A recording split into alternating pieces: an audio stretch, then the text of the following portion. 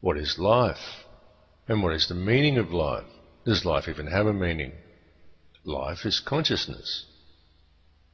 And it is learning to understand what this consciousness is, what it means, and also to understand where this consciousness lies, where it exists in the realm of things. People will say, well, it exists within your head, within your brain. But even as you say this, you know that the statement simply can't be true because it's just too big. All that thought and all that memory. Just stop and look inside yourself and truly perceive your thoughts just for a moment. It's so vast, this realm of space that lies within consciousness. It feels like a whole universe in there, doesn't it? And yet it lies within an intangible nothingness. And it feels like that because that's exactly what it is. Nothing. Nothingness. But conscious. It's certainly something worth considering. And what is nothingness? Well, Alan Watts summed it up more than eloquently in a statement he made when he said that nothing is what your head looks like to your eyes, and that nothingness is what's watching. And I truly can't think of a better description. Nothingness and consciousness coexists in that space behind your eyes. You can't have something here without having that nothing there. So you need to be aware of that nothingness. The nothingness that lies behind your eyes, because it is within that nothingness that lies consciousness. And it's all connected. It's connected to ourselves, it's connected to each other, and it's connected to everything in the universe. You need to open your minds to see this, and once you've seen it, the more you can begin to realize it.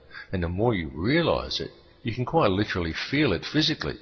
It's like a warmth and a rise in frequency in your body. The true realization that there is no other. There is only one. And all that truly exists within that singularity is love. There are only two human emotions, love and fear. All other emotions stem either directly or indirectly from these two base emotions. But fear is an illusion created by this reality. Because all that truly exists within the singularity is love. That's all there is, and love is all there can possibly be, because there is only one. There is only the singularity. So how can there be any other emotion at all? Indeed, how can there even be any concept of emotion? Within the singularity there exists only the singularity, and the singularity is love. There is nothing else, and this love is not perceived as emotion. It just is. There is only love.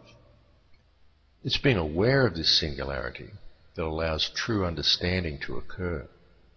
And people ask, well, what can I do to help myself become more aware of this singularity? And the answer is to live in love yourself. And when I say live in love, again, I'm not talking about the television version of love. I'm not saying that we all put flowers in our hair and sit around singing songs. I'm talking about real love, true empathy, and real understanding for all. And so what is love, and how does one live in love and understanding of all others? Well, here's the trick, you see. You do it by being aware of the singularity of which we're all part of course.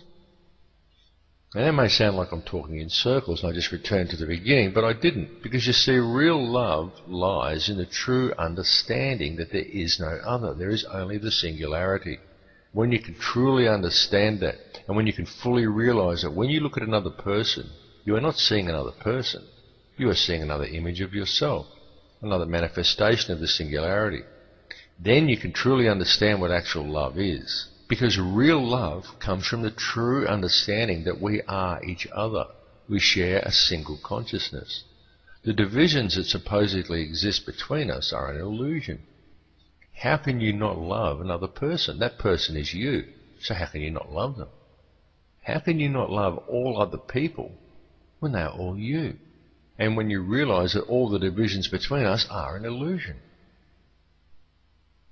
Once people realize the truth of this, well, then the entire system of control we live under simply breaks down. And how do you do it, and where do you start? Well, you do it by realizing that we are all one. There is no other, and you do it by doing what is right in everything, rather than doing what is right for yourself personally, or what is right for the company, or what is appropriate for the occasion, or even what the law requires. You just do what is right. all the time, in everything. Realize and truly understand that when you do the wrong thing, the person who must suffer the consequences is simply a mirror of yourself. So all you have done is hurt yourself, and you have divided just a little bit further both society and the one consciousness that we are all part of. Stop the divisions, and the system breaks down. Understand that there is no division. This universe that we live in is truly created by our intent and our emotions. We quite literally create this universe ourselves. And if anyone has a doubt that the universe is holographic in nature, you've just got to look to quantum physics. If you want to see a physicist run from the room in horror, just ask them about the measurement problem. And if you don't know what the measurement problem is the problem that when a physicist goes to measure the size of an atom, he finds that the electrons are spread out to infinity. They can't be measured. And it isn't until he actually goes to measure the atom, the physical act of him measuring the atom, causes these electrons to coalesce and form the atom. The act of observation creates the atom. Now this is physical proof that we create the universe simply by observing it. So the universe is whatever we perceive it to be. If we perceive it to be a universe where the New World Order is going to win and terrible things are going to happen to the earth, then they will indeed happen. If the powers that be can convince enough people that terrible things are going to happen in the future, then these things will happen because we will make them happen with our consciousness, with our belief that they are going to happen. That's how it works. This is the hidden knowledge. They know that it's through the manipulation of people's beliefs and their emotions that creates the world that we live in.